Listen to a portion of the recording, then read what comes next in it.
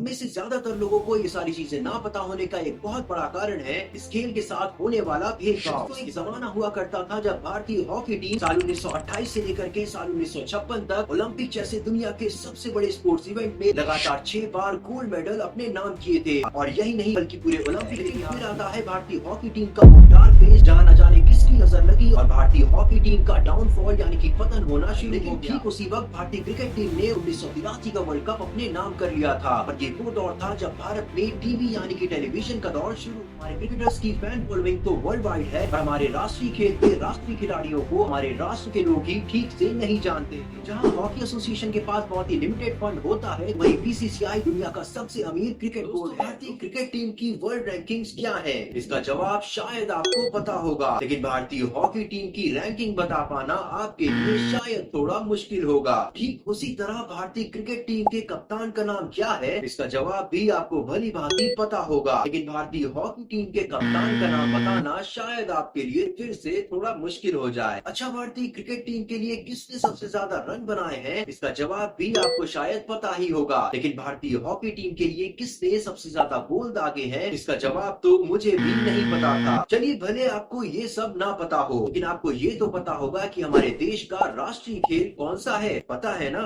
जी हाँ, आपने बिल्कुल ठीक कहा, हमारे देश का राष्ट्रीय खेल वही हॉकी है, जिसके बारे में हमको और आपको इतना कुछ नहीं पता है। हम में से ज्यादातर लोगों को ये सारी चीजें ना पता होने का एक बहुत बड़ा कारण है इस खेल के साथ होने वाला भेदभाव, जिसके बारे में हम आज के इस वीडियो में जरूर पता करेंगे।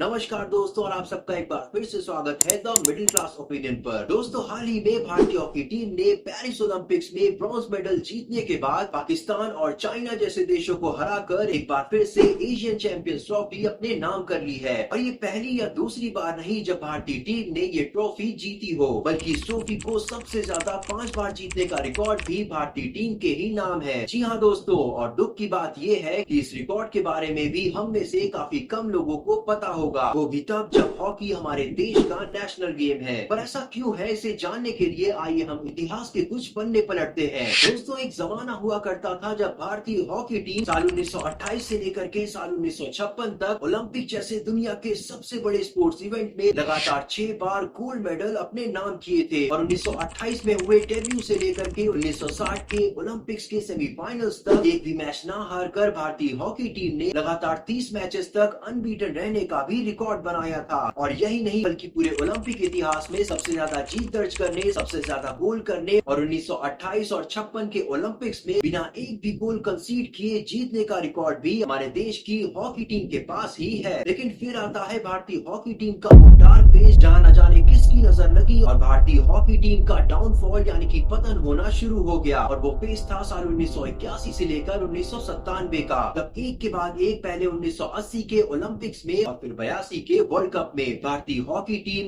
एक भी पदक हासिल न कर पाई। और 1982 के एशियन गेम्स और इनऑग्रल एशिया कप में भी भारतीय टीम ने मुंह की खाई। लेकिन ठीक उसी वक्त भारतीय क्रिकेट टीम ने 1983 का वर्ल्ड कप अपने नाम कर लिया था। और ये वो दौर था जब भारत में टीवी यानी कि टेलीविजन का दौर शुरू हो रहा था, जिसके चलते भारतीय क्रिकेट टीम की पॉपुलैरिटी मीडिया के जरिए एकदम से बढ़ जाती है और उसे काफी बड़े लेवल पर एक्सपोजर भी मिल जाता है। और ये बात तो हम सभी जानते हैं कि जो दिखता है वही बिकता है। फिर क्या था, उधर हॉकी का पतन हुआ तो इधर क्रिकेट के सितारे एकदम से चमक उठे। हॉकी के जादूगर मेजर ध्यानचंद, बलबीर सिंह सीनियर, उधम सिंह, रूप सिंह और केडी सिंह बाबू जैसे धुरंधर तो टीवी स्क्रीन से वंचित रह गए, पर कपिल देव, सुनील गावस्कर, सचिन तेंदुलकर और सौरव गांगुली जैसे क्रिकेटर्स ने टीवी स्क्रीन के जरिए लोगों के दिल में घर कर लिया। जहाँ टीवी चैनल द्वारा हॉकी के मैचेस का प्रसारण बहुत ही रेयर केस में किया जाता था, तो वहीं क्रिकेट का छोटे से छोटा मैच भी टीवी पर टेलीकास्ट किया जाता था। और न्यूज़पेपर और मैगजीन्स के के कॉलम्स में भी हॉकी को बहुत ही कम स्पेस दिया जाने लगा। और इस पॉपुलैरिटी का ही नतीजा है कि हमारे क्रिकेटर्स की फैन फॉलोइंग तो वर्ल्ड वाइड है और हमारे राष्ट्रीय खेल के राष्ट्रीय खिलाड़ियों को हमारे राष्ट्र के लोग ही ठीक से नहीं जानते। जहां हॉकी एसोसिएशन के पास बहुत ही लिमिटेड फंड होता है, वहीं बीसीसीआई दुनिया का सबसे अमीर क्रिकेट बोर्ड है। दोस्तों, आपको बता दें कि वैसे तो पिछले कुछ सालों से हमारी भारतीय हॉकी टीम को उसकी परफॉर्मेंसेस के चलते थोड़ी अटेंशन मिलनी शुरू हो गई है। और ये भी सत्य है कि इस वक्त हमारे देश की हॉकी टीम में हरमनप्रीत सिंह, सुखजीत सिंह, अरायजीत और रोहित दास जैसे खिलाड़ियों के रूप में एक वर्ल्ड क्लास बैक लाइन मौजूद है। और श्रीजेश जैसे लेजेंडरी प्लेयर्स के कंट्रीब्यूशन के चलते इस वक्त हमारी भारतीय पुरुष टीम FIH रैंकिंग में 5वें पायदान पर मौजूद है। तो वहीं भारतीय महिला हॉकी टीम भी वर्ल्ड रैंकिंग्स में 9वें स्थान पर बरकरार है। पर अभी भी इन खिलाड़ियों को वो इज्जत और वो बैकिंग नहीं मिलती है जिसके वो हकदार हैं। पिछले कुछ सालों में भारत में हॉकी के इंफ्रास्ट्रक्चर और दी जाने वाली फैसिलिटीज में सुधार तो आया है और साथ ही क्रिकेट के भांति इस खेल को भी बढ़ावा देने के लिए हॉकी इंडिया ने